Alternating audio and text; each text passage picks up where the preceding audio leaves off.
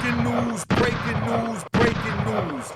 This is the day Jay-Z discovered how dangerous Beanie Sigel really is. Now, sit back. We're going to play this. I'm going to give you the history on Beanie Sigel and Jay-Z, how they met. Jay-Z from the street. He thinking that he going to deal with dudes getting into the record business that's already seasoned and on civilian time, but he meet a straight bona fide gangster like Beanie Sigel. So sit back, enjoy the ride, hit the QR code, cop my man Lou Sims' book, subscribe at Unique Mecca Audio Prison Stories and Mecca Audio TV. Hit the notification bell. Let's get it popping. All right.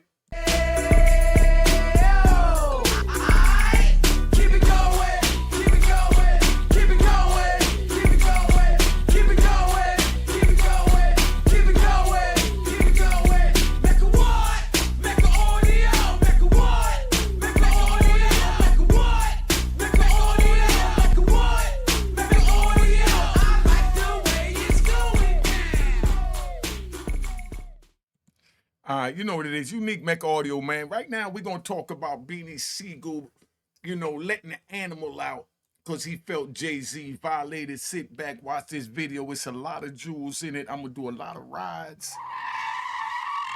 Just enjoy the ride, man. All right, let's go. And that was it. And they wouldn't push it no more. But Benny, you couldn't be bigger than Jay-Z on Jay-Z's label. You couldn't sell more records than Jay-Z. But all you had to do was listen to Beanie Sigel. And Beanie Sigel was, oh my God. If it got to go down, it's gonna go down. I'm gonna bust your ass all the way around the board. That's just how I am. Now, see what he's saying is that Jay-Z don't want nobody on the label selling more records than him. They said that about Diddy. That's what happened with, the other rappers that was with him. He didn't want them outside and being that he was an artist. So do y'all think that the CEO should also be an artist as well? Because then you run into these problems where they worrying about these other artists being bigger than them when they the CEO supposed to be just worrying about blowing up the company. Cause let me ride. Like when I'm on the street and I'm selling my drugs, if I meet a dude, right, and I give him 20 keys and I tell him I see him in a week, he calls me in 3 days. Now he's done. And I'm like, oh, man. So now, do I give him another 20 keys? Or do I say, if I give him 20 more keys, he's going to be making more than I'm making, and he's going to be a bigger baller than me? Now, I said, give him the drugs, get the bag, and let him ball out of control because the feds is going to be watching, and the feds is equivalent to the listeners, what they call them, the consumers. You know what I mean? It's going to be listening, so you want the consumers to spend the bag because you're going to get it because it's your drugs. You own the company. You own the coke, Jay. Let's keep it moving. When you cross that line to the point where I got to move out, no hesitation, dog. See, what he's saying is, business is business. If you cross that line where I'm trying to holler at you because I got an issue with what's going on and you ignore me, then I'm gonna move out and it is what it is, man. Whatever come with that because you done took it away from the business and you done made this thing personal. All right? He understands. Beanie Sigel is widely regarded as one of the best MCs in hip-hop, playing a big role in shaping the sound of early 2000s rap. I still close my eyes, I still see vision. But Beanie wasn't just known for his skills on the mic. He had a serious reputation in the streets too. In fact, he was still active in the streets while balancing his rap career. See, and that's what the problem is. The labels don't know that these brothers is living the life that they're rapping about. So don't play no games, okay? Earning him the nickname the Broad Street Bully. If it got to go down, it's gonna go down. I'm gonna bust your ass all the way around the board. That's just how I am. And with a name like that, you already know crossing him wouldn't end well. Apparently, Jay-Z learned this the hard way when he tried to play Beanie. Damn, dog, that's how you feel. I feel as though you owe me a conversation. You see what I'm saying? Beanie said, man, I feel like you owe me a conversation because right now I'm in my body, and you already know that men don't move by their feelings and emotions. We are governed by our instinct and desire to survive. And right now, I feel you owe me a conversation. So now I'm either going to rough off the conversation or I'm going to take it to the next level, because that means that you're not respecting my stance and my conversation, is what Beanie is saying. Play this out. Right. That's it. You too big to talk to me? When you cross that line to the point where I got to move out, no hesitation, dog. To be, he understand that. Word is, Jay-Z sabotaged Beanie multiple times, and as someone who came from the streets, Beanie wasn't about to let that slide. He made it clear he wasn't one to mess with, and was reportedly ready to take their beef beyond music and into the streets. You see what I'm saying? You're playing games with my bag, I take it in the street because I get my tag from the street. Meanwhile, Jay-Z kept quiet, but silence didn't mean safety, not when dealing with someone like Beanie. And they would only let Beanie sell so many records. And that was it. And they wouldn't push it no more. But Beanie, you couldn't be bigger than Jay-Z on Jay-Z's label. See, and that was the problem, even with Diddy. When G-Dep came out, he was fire. You know, when Biggie came out, Junior Mafia. But at the same time, Diddy's like, man, he taking my shine. Beanie's street cred was no joke. He was known for handling things directly, like the time he almost beat up some guys who tried to rob Kanye West. Kanye was like at a diner or something. You know the story already? He was feeling how some dudes was like looking at him sideways at his jewelry or whatever. Yeah. And he started to get kind of nervous, and he called you up. Stories like that solidified his no-nonsense reputation. See what I'm saying?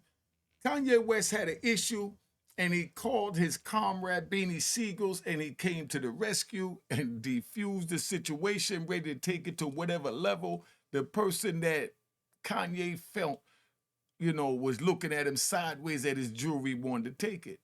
So when it came to his issues with Jay-Z, Beanie wasn't about to let him off the hook easily. There's a lot to unpack, so let's break it down further. Beanie Sigel's life is the kind of story that belongs on the big screen, a true roller coaster with epic highs and devastating lows. His journey took him to the pinnacle of the rap game, only to see it all come crashing down. From the streets of South Philly to the heights of hip-hop superstardom, Beanie's life is as raw and unfiltered as his music. Born and raised in South Philadelphia, Beanie grew up in a tough environment with his mom and 3 siblings. His relationship with his father was complicated, to say the least. According to Beanie, his dad was around and not around at the same time, creating a void that shaped much of his upbringing. Trouble came early. He started getting into it at just 9 years old. By the time he was 14, Beanie had fully jumped off the porch, immersing himself in a lifestyle that involved robbery, drugs, and all the chaos that came with it. Yeah, I've been getting in trouble since 9 years old, juvenile policeman. At 14, you got locked up and you went to the farm. Yeah, Slayton Farms. Yeah, I got locked up 14. I think that was probably the same thing, like Robbie.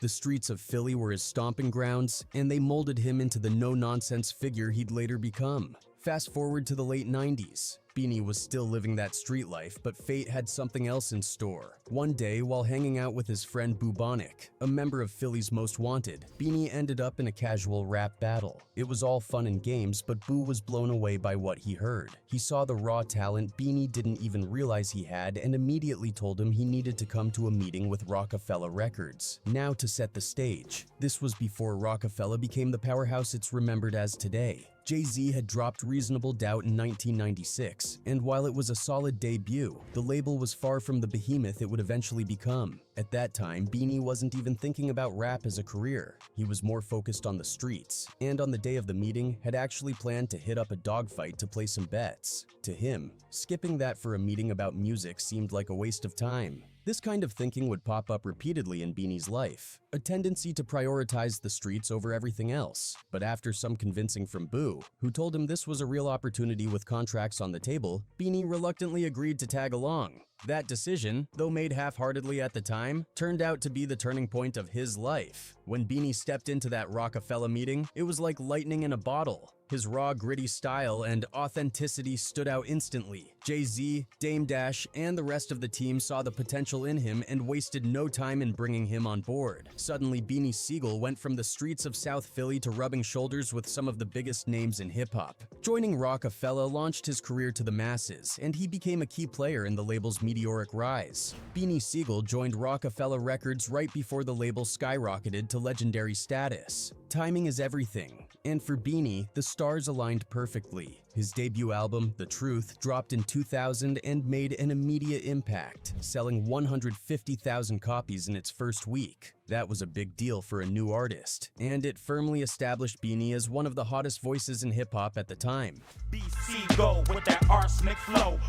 That don't hold me. This success wasn't just about Beanie's talent, though. It was part of a bigger wave happening at Roc-A-Fella. Jay-Z was dominating the early 2000s, and his momentum created what some call the no-limit effect. If you're wondering what that means, think back to when Master P was at his peak. His No Limit records created such a buzz that fans were thirsty for anything with the No Limit tank logo. It didn't matter if it was Master P's album or his cousin's mixtape.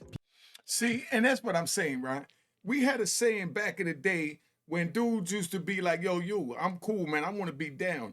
I don't want to be the man. I just want to be the man next to the man. I just want to be able to get whatever crumbs fall off your plate, and I'm good with that because your crumbs is loaves of bread, all right? And I'm just trying to eat. So I just want to be the man next to the man, all right? People just wanted more.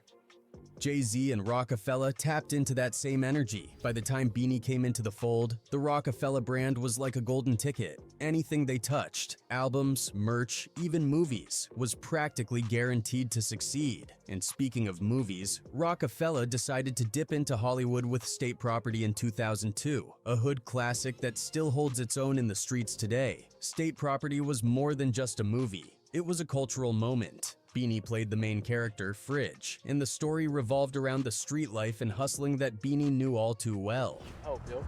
Going to get down or you going to lay down. Honestly, it's hard to say how much of his performance was acting and how much was just Beanie being himself. Either way, he nailed it. The movie was a financial win too, earning $2 million on a modest $600,000 budget. That's $1.4 million profit on $600,000. Pay attention. Why do you think Jay-Z never followed up on this movement? the kind of return Roc-A-Fella loved to see. The success of State Property wasn't just about the film. It coincided with the creation of the State Property Rap Group, a collective that Beanie spearheaded alongside Freeway. This wasn't just some thrown-together crew either. State Property had real talent, including Petey Crack, the Young Guns, Neef Buck and Young Chris, Oshino, and Emilio Sparks. Together, they brought a raw energy to Roc-A-Fella that perfectly complemented the label's vibe. Their first project as a group was the State Property movie soundtrack, which featured the now classic Rock the Mic by Beanie and Freeway. That track was everywhere, and it set the stage for their next release, The Chain Gang Vol. 2, in 2003. That album didn't just keep the momentum going, it elevated it. The Young Guns' single Can't Stop Won't Stop became a hit and even earned a Grammy nomination for Best Rap Performance by a Duo or Group.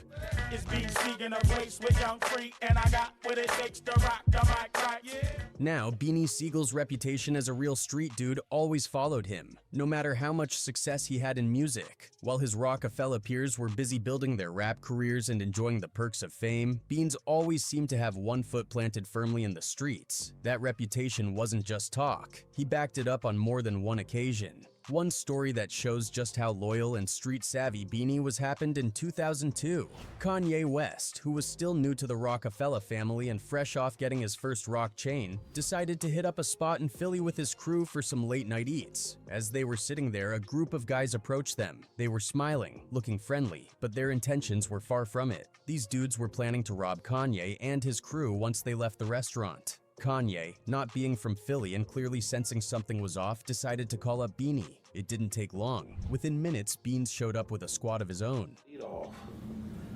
Like, hurry up. And when you come out of here, it's going down. The would-be robbers didn't stand a chance. Whatever. You see what I'm saying? Saying Beanie walked in the joint and told him straight up, yo, hurry up and eat, man, because when you go outside, it's going down because you're looking at my man kind of sideways. I'm not feeling it, he not feeling it, and we not going for it. So this is what it is. You know what I mean? That's how gangster it is. That's why I say don't get involved in the street because you don't know when you're going to run across a Beanie Siegel, man. Just keeping it 100. And don't think that, and that was the problem. Let me ride. That was the problem, right? Back in the day, they were signing all these street rappers, and as they signing the street rappers, they expected the street rappers to play by civilian rules and get involved in the business and play these little fugazi games and wait till the end of the quarter. 3 months to get paid.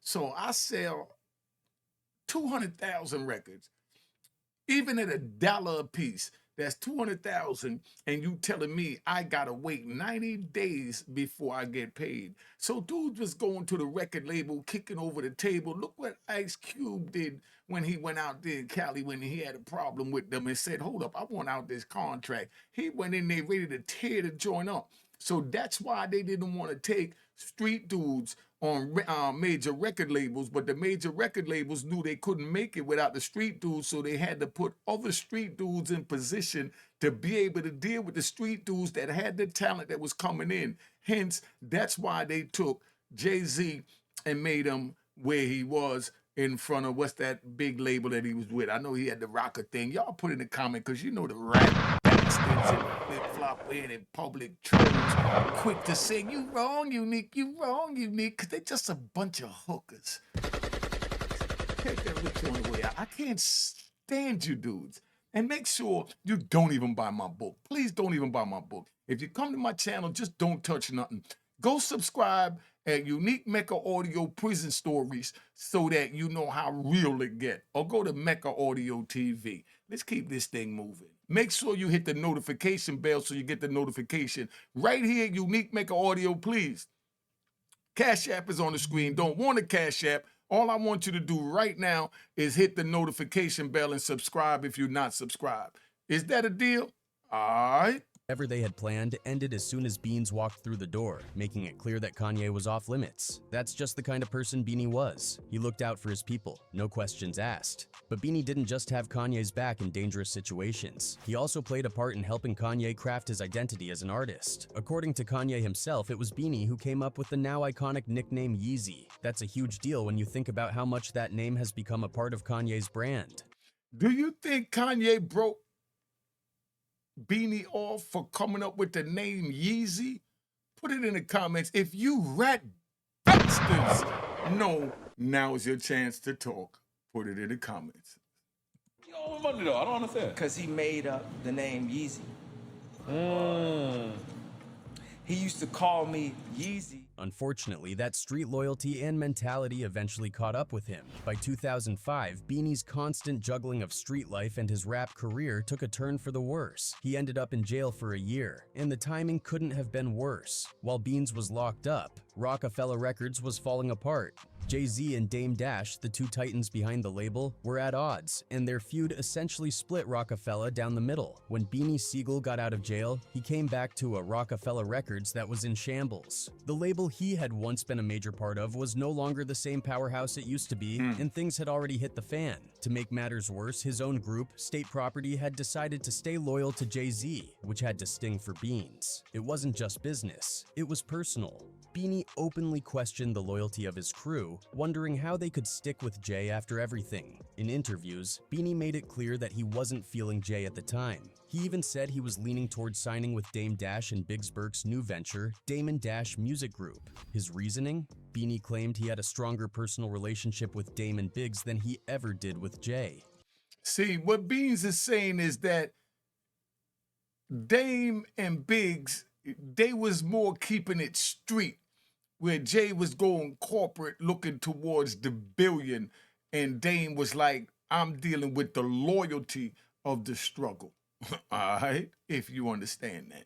He explained, I've never been around Jay on an off day. It ain't like I made a choice of running with Dame and Biggs, or Dame and Biggs held me down through my whole trial. It's not that. I would be a sucker if I said I signed with the Damon Dash Music Group, because they did that for me. It's love. You see how we chillin' now? This ain't about no business.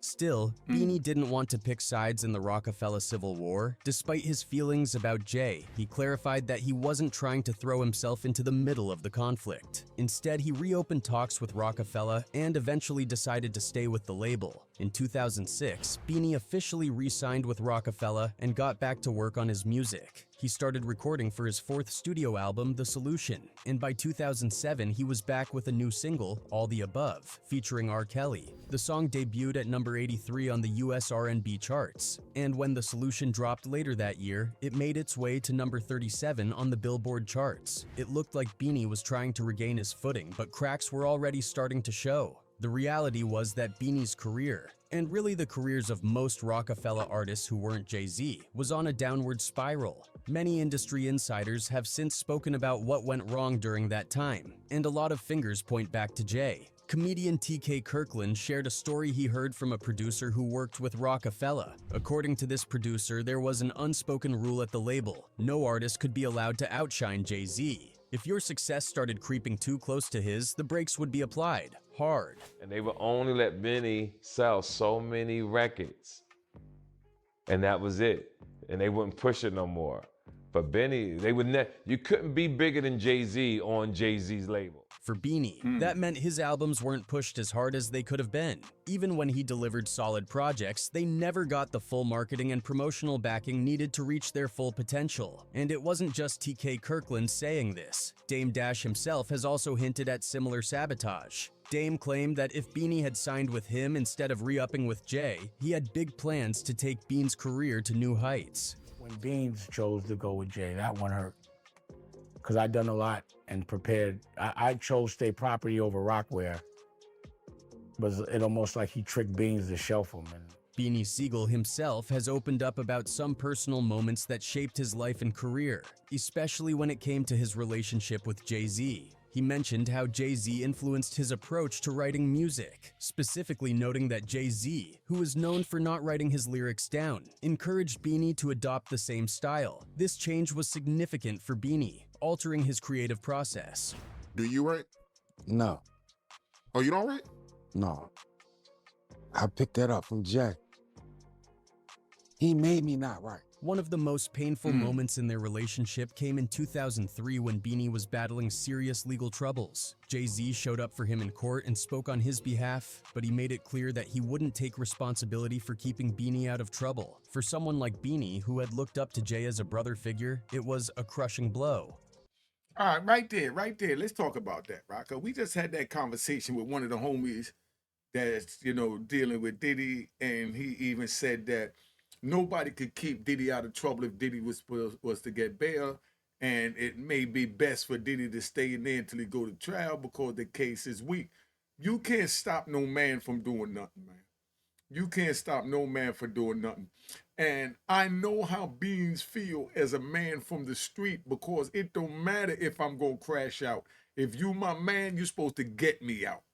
Under any circumstances, you get me out. Don't tell me I'm a crash dummy if I get out, your name attached. Nobody want to hear that when you on the street, because when a dude called you, like how Kanye called him and told him he had beef at the restaurant and he felt dudes looking at him sideways, looking at his jewelry, he grabbed his Glocks and his homies and they went over there with no flip-flops on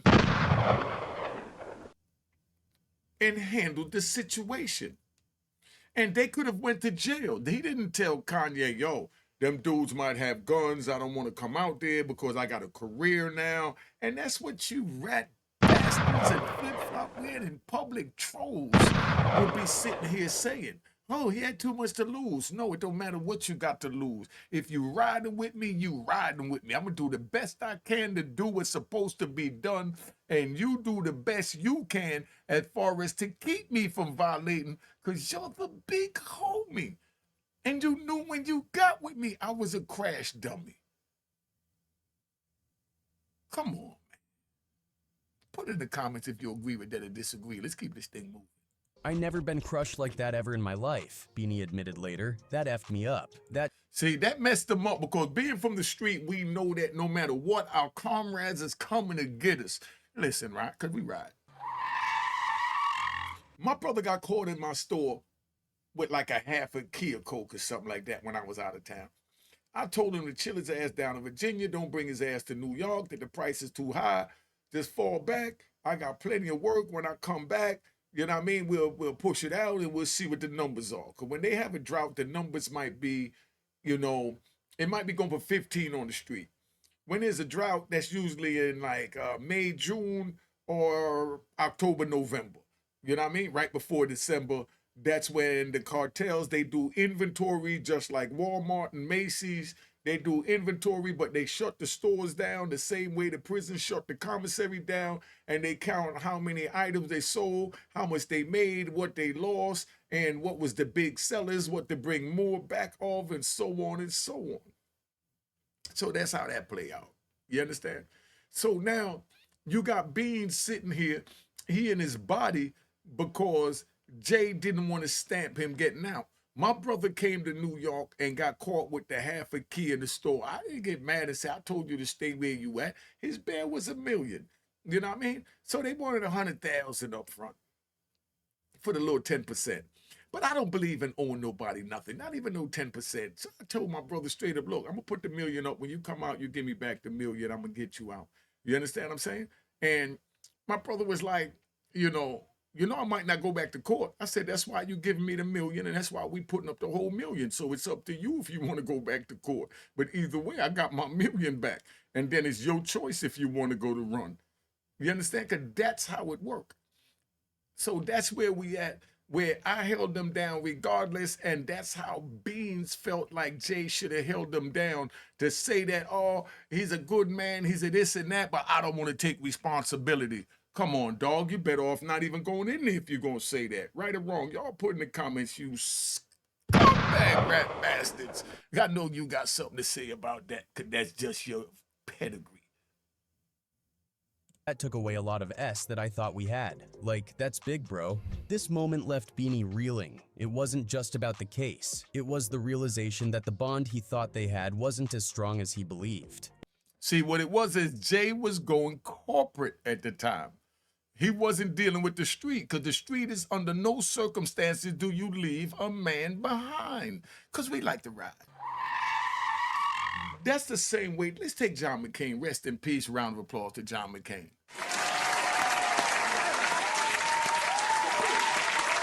All right, relax, y'all. Relax. Y'all might not even know who John McCain is. John McCain was locked up, got caught up in the Korean War, something like that. He over there. And, you know, when they found out who his daddy was, you know, the Koreans agreed to let him go. And John McCain said, I'm not going nowhere unless you let go the other comrades that I got picked up with. I'm not going to leave because of my daddy and go back and leave my comrades to deal with this mess. I'm going to sit here and deal with this mess with my comrades. So, of course, as what's his name? Muhammad Ali called the Viet Cong, said, all right, well, you keep your dumb ass here then, you know? And he kept his dumb ass there, as you rat bastards would call it, but that's loyalty to your people. So instead of leaving early, he stayed behind with his people and see how it played out, in the same way he could have died on that end if it would have played out in another manner. But you don't think of that. You think of the loyalty, and if you deal with somebody, you give your life for that person. And you give your word to get them out of the belly of the beast. Do you agree with that or not? Y'all put it in the comments. It was a turning point in their relationship, one that left a scar on Beanie's trust. However, not everyone agrees with the narrative that Jay-Z sabotaged Beanie's career. Many fans and industry insiders argue that Jay actually did a lot to boost Beanie's career. He did do a lot to boost his career. We got to say that. But Jay, you should have signed to get him out, my dude, and just situated it to secure your bag, that if I get you out, I get my money back and you could run and do what you want to do, the same as I did with my brother. Signing him to Roc-A-Fella, to featuring him on tracks and pushing his music. But at the end of the day, Beanie's personal choices seemed to play a bigger role in his downfall. The truth is, Beanie couldn't keep himself out of trouble, and those decisions began to overshadow his undeniable talent. In 2006, Beanie became a victim of a shooting during an attempted robbery, although he managed to escape and drive himself to the hospital. And it wasn't like this was an isolated incident. Just a month before the shooting, Beanie had been released from jail after serving time for failing to pay child support. Then in 2009, he was arrested again in New Jersey for possession charges. By 2010, Beanie found himself in even deeper trouble when he was hit with 3 counts of failing to pay taxes on over $1 million in income. The result was a 25-month prison sentence, and if that wasn't enough, just 2 weeks before reporting to prison for his tax case, Beanie was arrested yet again, this time in Philadelphia, for drugs, weapons, and conspiracy charges after being pulled over by police. Man, it sounded like he was trying to get the bag to pay the IRS. What the IRS lock him up for? You put the press on a dude and say, you owe me X amount of dollars, and then now he go get a pistol and the drugs, and he go out there, and then now he get caught. You say he violated. You forced him to violate by putting the press on him. I mean, that's how we look at it on the street. It seemed like no matter how hard he tried, the streets wouldn't let go of him, or maybe he couldn't let go of the streets. By September 2012, Beanie was locked up, serving his 2-year sentence for tax evasion. But because of the charges he caught just before reporting to prison, an additional 23 months were tacked on to his time. It was a rough patch, but Beanie finally got out on August 14, 2014, and was sent to a halfway house to start rebuilding his life. Unfortunately, trouble followed him yet again. Just 4 months after his release, Beanie was shot in New Jersey, and this time it was bad. He had to be rushed to the hospital for emergency surgery. The injuries were so severe that he ended up losing a lung. Beanie Sigel spent what should have been his most productive years bouncing in and out of jail during a time when music sales were breaking records left and right. He had everything going for him. A prime spot on Roc-A-Fella, the most popular rap label of the era, a foot in the door with acting, and connections to some of the hottest clothing lines of the time. He even played a part in shaping Kanye West's brand, coining the iconic Yeezy nickname. According to Beanie, Kanye offered him a staggering $50 million as a token of gratitude for the moniker, but he turned it down, a move that left many scratching their heads. Looking back, it's hard not to question that decision, especially when you consider Beanie's current financial situation. Reports You see what I'm saying? Y'all worrying about his money. See, Beans let him know, yo, family, I gave that to you. That's from the heart. I didn't do that to get a bag, so you don't owe me no 50 million, and you rat bastards can't even understand that type of mentality. And that's why you came to Unique Mecca Audio. Sit back, don't touch nothing. Remember, I'm riding. Remember I told you about the little female that I used to get when I get in the car? Bottom line was I was going to take it to the hotel, blow a buck back out, get choked out, and then drop off in the morning. So that means that I don't need no conversation. When you get in the car, I'm going to turn the radio all the way up, and you don't touch or say nothing. And that's the same thing Beans is saying.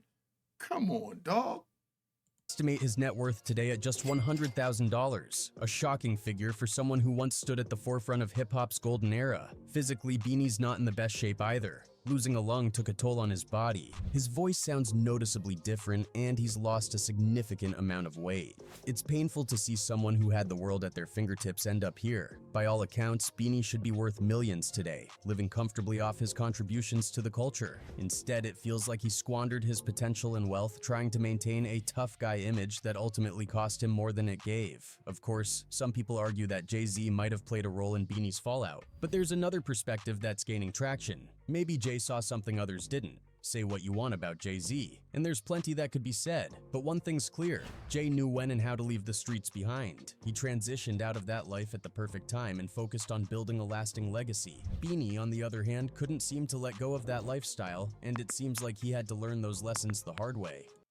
You know, so that's where we at, so you understand, man. Beanie Sigel is one of the best that ever done it. I wanted to do this show because I want y'all to really understand how this game is played. These are two young brothers from the street growing up, trying to make it. And then one is getting more business orientated and one is still trapped in the street. Then the one trapped in the street getting a situation. He need the one that's business orientated that got his life together to come back and pull him out the situation. He came back, spoke for him, but didn't pull him out the situation or attempt to pull him out the situation because he refused to take responsibility for his actions. And we know you can't be responsible for no man's actions. But when you on the street, you roll with your man, and you know under no circumstances do you leave a man behind. The same way John McCain refused to leave his comrades, his soldiers behind that got captured with them in Vietnam. This make any sense to you? This is a little too deep, or it's too much metaphors that's outside your league. I don't think it is, because I know that my subscribers has been watching me long enough to understand how this thing works. And that's why what I'm asking you is, please subscribe at Unique Mecca Audio. Hit the notification bell. Please hit the notification bell to this channel. They're trying to shadow ban me. And please go to Unique Mecca Audio Prison Stories. I'm going to be putting up mad prison stories. Show some love. And go to Mecca Audio TV and show some love. Hit the notification bell and subscribe to Unique Mecca Audio Prison Stories, Unique Mecca Audio, and Mecca Audio TV. Show some love. This is how we look out for each other where I come from. Just speaking about me and where I come from. All right? Cheers, cheers, toast the crime, toast the crime, the crime, the crime, the crime.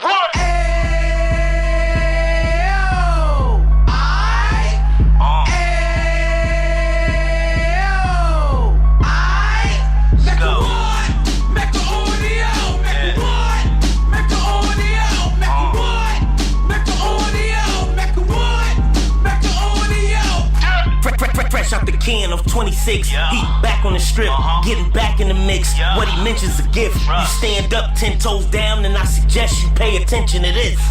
Take a little gully posse and put it in Harlem. He cut from the bottom, came up from the bottom. Drop the book, you should go and get it. The Instagram page and the YouTube, you could go and visit. Then you could consider yourself LinkedIn. Sit front row and get Jews from a kingpin. How he went through it, so you ain't gotta go do it. To not pay attention would be stupid. Talking about a man that probably put your grandfather on. Probably the reason that him and your grams got along. A man that generated millions on the block, did his time, never squilling to the cops. Mecca Audio.